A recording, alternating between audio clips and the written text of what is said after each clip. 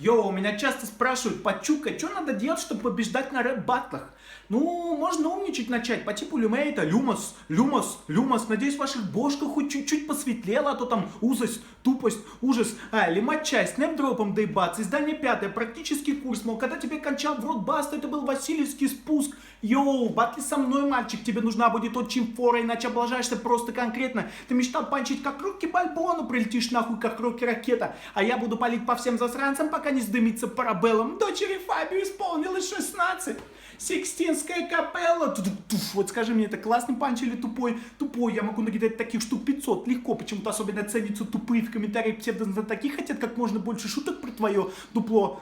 О, тебе дед завещал 2 миллиона, ты подумал, ебать как неплохо, но те 2 миллиона касались из банка приколов, ты тоже пошутил в отместку, чтобы дедуля отомстить сполна, ты запотяжил его праз до места с этой хуйней почистил толкан.